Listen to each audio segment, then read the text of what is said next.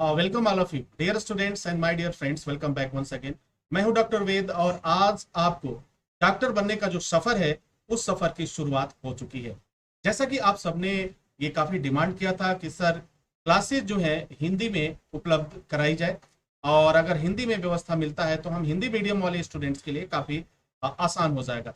तो dear students, आपके लिए मैं लेकर हाजिर हूं हिंदी में क्लास 12 की केमिस्ट्री पार्ट 1 चैप्टर 1।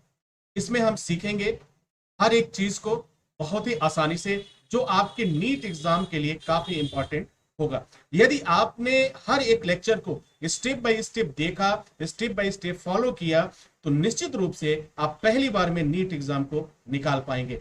जो पिछली एग्जाम हुआ था उसमें 16 स्टूडेंट्स ने नीट एग्जाम को पास किया और अपना परचम लहराया है। तो डियर स्टूडेंट, इस सफर पे चलते हैं और इस आशा और विश्वास के साथ आने वाले समय में जब नीट का रिजल्ट आएगा तो उसमें आप एक पहले डॉक्टर जरूर होंगे, वो भी गवर्नमेंट कॉलेज के साथ। तो आज का जो टॉपिक हमारा है वो है ठोस अवस्था। अब ठोस अवस्था के बारे में जानने का कोशिश करते हैं कि ठोस अवस्था क्या है। तो डियर स्टूडेंट, ठोस अवस्था यानी सॉलिड स्टेट, दो चीजों को ध्यान जरूर रखिएगा। हिंदी के साथ इंग्लिश के वर्ड्स को भी आप ध्यान रखिएगा, क्योंकि क्या है कि एग्जाम तो आप किसी न किसी वजह से आप एग्जाम में बैठेंगे, पास भी होंगे, लेकिन जब आपकी पढ़ाई होगी, जब मेडिकल की पढ़ाई शुरू होगी, जब एमबीबीएस की पढ़ाई शुरू होगी, तो उसमें आपको इंग्लिश की जरूरत पड़ेगी। तो उसकी शुरुआत हम करते हैं स्टेप बाय स्टेप। हर एक पॉइंट्स को नोट करते चलिए, आगे चलते चलिए। देखिए ये सफर कितना आसान हो जाता है और बहुत आसान हो जाएगा, और एक प्यारी सी स्माइल भी होगी आपकी लाइफ के लिए और आपके जीवन के लिए। तो ठोस अवस्था, उस अवस्था को समझने के लिए कुछ पॉइंट्स में यहां पे दे रहा हूं, इस पॉइंट्स को जरूर याद रखना। ठोस अवस्था, जब भी ठोस अवस्था इट मीन सॉलिड स्टेट की बात आए तो आपको याद रखना है अंतरा आणविक बल। क्या होता है? अंतरा आणविक बल, इंट्रामोलिकुलर फोर्स, ये याद रखना है, अंतरा आणविक बल। दूसरा क्या पॉइंट्स आएगा? अंतरा आणविक दूरी, ये डिस्टेंस भी मायने रखता है। जब भी हम ठोस को एक्सप्लेन करेंगे, ठोस अवस्था के बारे में जानेंगे, समझेंगे, तो पहला जो इंपॉर्टेंट पॉइंट्स आता है वो आता है अंतरा आणविक बल, दूसरा आता है अंतरा आणविक दूरी। Okay, now next point is निश्चित द्रव्यमान। जब मास की बात आ गई तो ये भी जो है ठोस के लिए काफी इंपॉर्टेंट है, ये भी सॉलिड को कनेक्ट करता है, रिलेट करता है। अब बात करते हैं अगले पॉइंट्स की, जिसे कहेंगे निश्चित आयतन। जो ये आयतन है ये भी ठोस से रिलेट करेगा। कैसे रिलेट करेगा वो चीज मैं आपको एक एक करके समझाता चलूंगा। इस बात को ध्यान रखिएगा, जब भी ठोस अवस्था की बात आएगी तो आपसे बार बार अंतराणविक बल की बल आएगा, अंतराणविक दूरी आएगी, निश्चित द्रव्यमान आएगा और निश्चित आयतन आएगा। नेक्स्ट पॉइंट पे चलेंगे, निश्चित आकार, यानी एक शेप की जो बात करते हैं वो शेप भी आपके पास आएगा। इसके बाद से और थोड़ा सा आगे बढ़ेंगे तो असंपीड्य व कठोर, यानी रिजिड शब्द आएगा, कठोर शब्द आएगा। ठीक है। नेक्स्ट अवयवी कण, ये जो अवयवी कण है, जैसे जैसे आप आगे बढ़ेंगे तो इन शब्दों का इस्तेमाल किया जाएगा, और इसका मतलब होता है परमाणु, अणु और आयन, इन तीनों को मिलाकर के हम अवयवी कण कहते हैं। अब आप सोच रहे होंगे कि सर ये सारी चीजों की आवश्यकता क्यों है? तो डियर स्टूडेंट्स, आवश्यकता तो है। अब बात करते हैं दोलन, जो दोलन की बात होती है। अब देखिए क्वेश्चन होगा, ठोस अवस्था के लिए अंतरा आणविक बल कैसे जिम्मेदार है, कैसे रिस्पॉन्सिबल है? ठोस के लिए हम इंट्रामोलिकुलर फोर्स की बात करते हैं, इंट्रामोलिकुलर डिस्टेंस की बात करते हैं, एक निश्चित मास की मतलब स्पेसिफिक मास की बात करते हैं, तो एक स्पेसिफिक शेप की बात करते हैं। तो इसी तरह के क्वेश्चंस आपके नीट एग्जाम में भी आते हैं, और जब इन बातों को आप समझ लेंगे तो आप अपने एग्जाम में, बोर्ड एग्जाम में 95 प्लस स्कोर करेंगे, ये मेरा दावा है। ठीक है। नेक्स्ट पॉइंट्स की तरफ बढ़ते हैं। अब एक शब्द आएगा हमारे पास, अक्रिस्टलीय एवं क्रिस्टलीय ठोस। क्या होता है इसको भी जरा देखते हैं और समझते हैं। अवयवी कणों, इसमें एक शब्द आ गया अवयवी कण, अभी पीछे आपने देखा था। अवयवी कणों की व्यवस्था, यानी इनका जो व्यवस्था है, इनका जो मैनेजमेंट है, वो कैसे, कणों का मैनेजमेंट कैसे होगा, तो इस कण में कौन कौन लोग इन्वॉल्व हैं।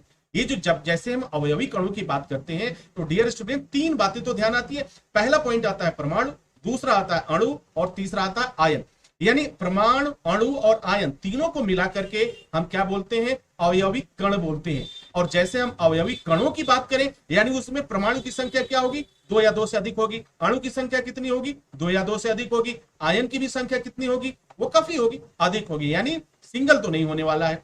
आगे बढ़ते हैं, कुछ और पॉइंट्स को देखते हैं, इमेज को भी देखते चलेंगे, समझते चलेंगे, एक एक चीज को बताऊंगा बहुत ही आसान तरीके में।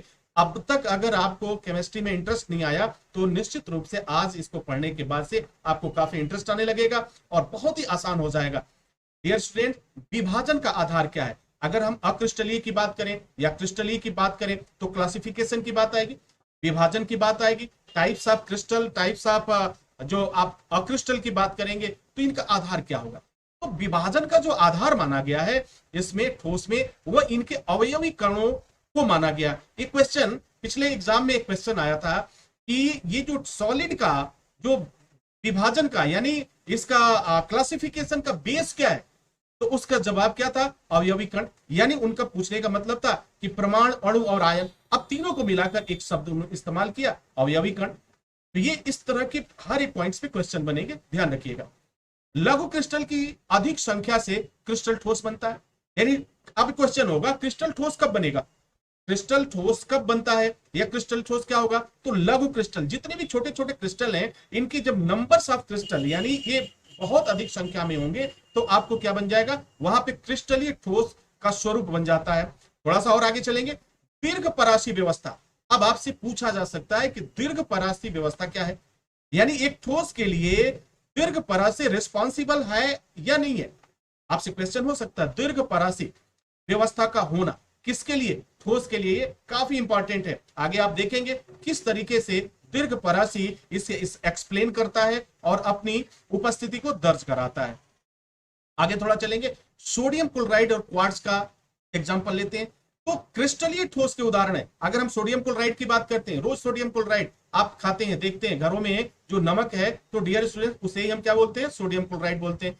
सोडियम क्लोराइड और क्वार्ट्ज ये दोनों क्रिस्टलीय ठोस के एग्जाम्पल हैं। ठीक है, अब थोड़ा सा और आगे चलते हैं। अब देखते हैं कांच, रबड़ और बहुत से प्लास्टिक को आपने देखा होगा। जब हम कांच, रबड़ और प्लास्टिकों की बात करते हैं तो जरा सोचिए, जब कांच, रबड़ और इन प्लास्टिकों के द्रव को गर्म किया जाए जिससे ये द्रव में बदल जाए, तरल पदार्थ में बदल जाए, और उसके बाद अचानक जब इसे ठंडा किया जाए तो क्या कंडीशन होगा? यानी कांच को, रबड़ को और प्लास्टिक को गर्म किया गया, द्रव में बदला, और द्रव में बदलने के बाद उसे ठंडा किया गया, तो ये क्या हो? क्रिस्टल नहीं बनाते हैं। ये क्या नहीं बनाते हैं? क्रिस्टल नहीं बनाएंगे, यानी ये एक बहाव में चलने लगेंगे, एक फ्लो में बहने लगेंगे। तो इन्हें हम क्या कह देते हैं? अक्रिस्टलीय ठोस कहते हैं। यानी ये बात तो क्लियर हो गई कि जब किसी ठोस को गर्म किया जाता है, गर्म करने के बाद वो द्रव में परिवर्तित होता है, और जब द्रव को ठंडा किया जाता है तो वह क्या बनाता है? वह क्रिस्टल नहीं बनाता।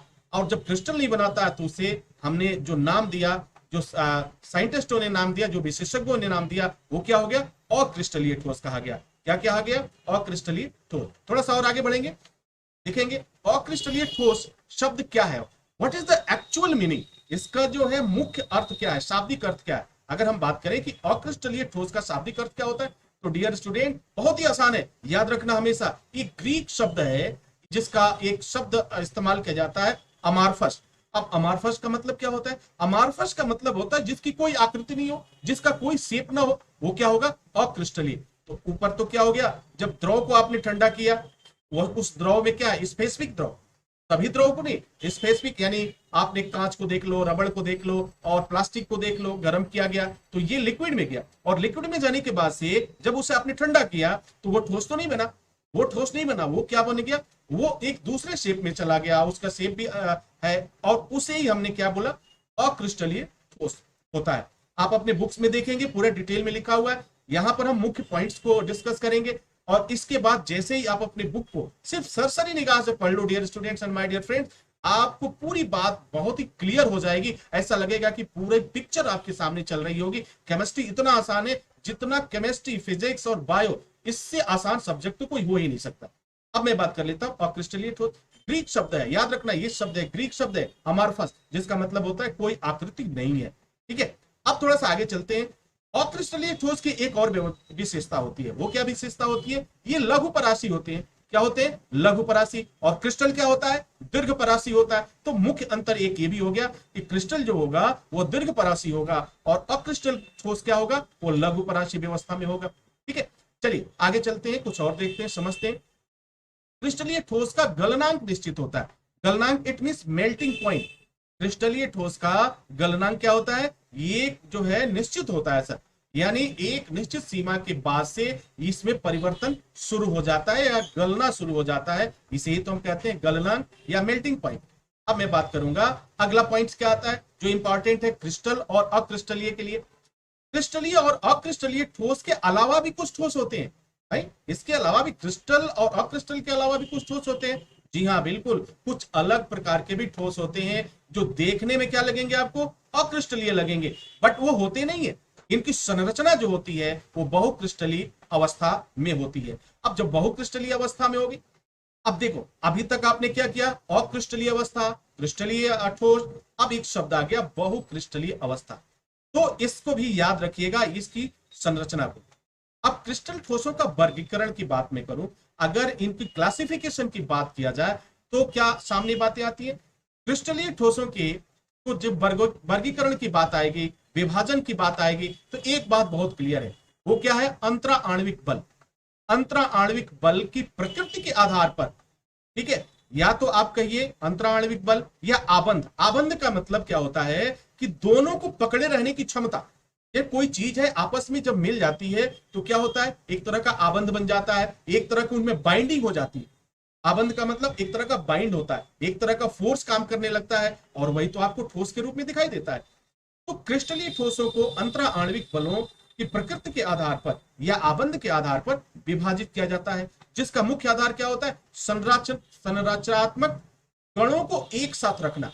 यानी जो भी इसके संरचनात्मक कण हैं उनको एक साथ कैसे रखा जाएगा, एक के बाद एक कैसे इनकी व्यवस्था बनती है, अगर इस आधार को देखा जाए और अंतराणविक बल को देखा जाए तो हमारे पास कुछ शब्द आते हैं।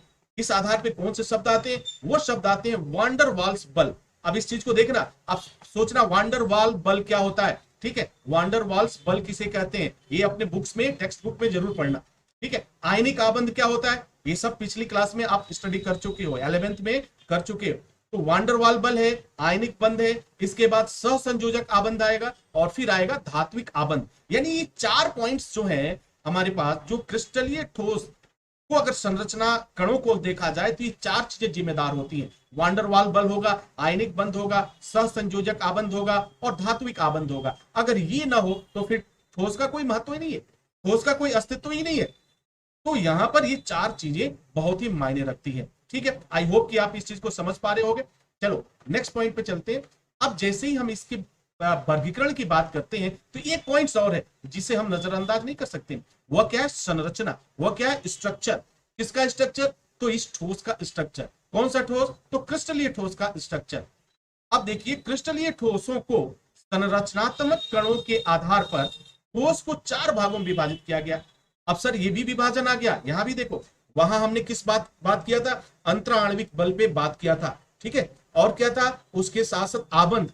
उसका आबंध क्या मतलब? उसको बांधे रखने की जो क्षमता होती है, बांधे रखने की जो प्रवृत्ति होती है, उसे हम क्या कहते हैं? आबंध। और इंग्लिश में क्या बोलेंगे? बाइंड, जो आपस में बाइंड करता है उसको। ठीक है, अब चलिए एक इसको और समझ लेते हैं। अब संरचना के आधार पर अगर हम देखें, क्रिस्टल ठोस की बात किया जाए, संरचनात्मक कणों के आधार पर बात किया जाए तो कितने भागों में डिवाइड कर सकते हो? तो इसे हम 4 पार्ट्स में डिवाइड कर सकते हैं। कितने भागों में? 4 भागों में। पहला पॉइंट जो आएगा सर वो आएगा आणविक ठोस। क्या आएगा? आणविक ठोस। दूसरा क्या आएगा? आयनिक ठोस। तीसरा क्या होगा? धात्विक ठोस। चौथा क्या होगा? जिसे कहेंगे सहसंयोजक ठोस।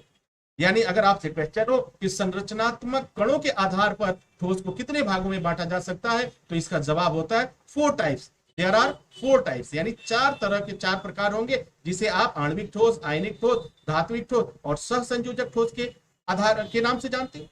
अगर ये क्वेश्चन आ जाए कि क्रिस्टलीय ठोस को संरचनात्मक कणों के आधार पर कितने भागों में बांटा गया है, तो आपका जवाब क्या होगा? क्रिस्टलीय ठोस को संरचनात्मक कणों के आधार पर 4 भागों में बांटा जा सकता है, जिसे हम क्रमशः आणविक ठोस, आयनिक ठोस, धात्विक ठोस और सहसंयोजक ठोस के नाम से जानते हैं। आई होप कि क्लियर हो गया होगा। चलिए आगे चलते हैं, क्वेश्चन आंसर का सीरीज भी चलेगा। एक एक बात, एक एक जितनी भी पॉइंट्स आप पढ़ रहे हो, इसके आधार पर मैं आपसे डिस्कशन करूंगा, आपसे बात करूंगा और फिर आवश्यकता पड़ने पर मैं लाइव भी आपसे जुड़ूंगा और आपके हर एक क्वेश्चन का जवाब दूंगा। आणविक ठोस के अवयवी कण। अब देखो यहां आ गया अवयवी कण। जो शुरुआत, जब क्लास की शुरुआत हम लोगों ने किया था तो वहां पे एक बात आई थी, मैंने बोला था अवयवी कण को जरूर याद रखना। तो आणविक ठोसों के अवयवी कण क्या होते हैं? अणु होते हैं। क्या होते हैं? अणु होते हैं। और ये तीन चीजें क्या होती हैं जो आपने पढ़ा, उसमें क्या पढ़ा था? अवयवी कण। पीछे जरूर देखना, एक बार वीडियो को पॉज करना, बैक जाकर आगे चलते हैं। अवयवी कण अणु के आधार पर, अब देखो यहां विभाजन का ये तीसरा स्टेप है।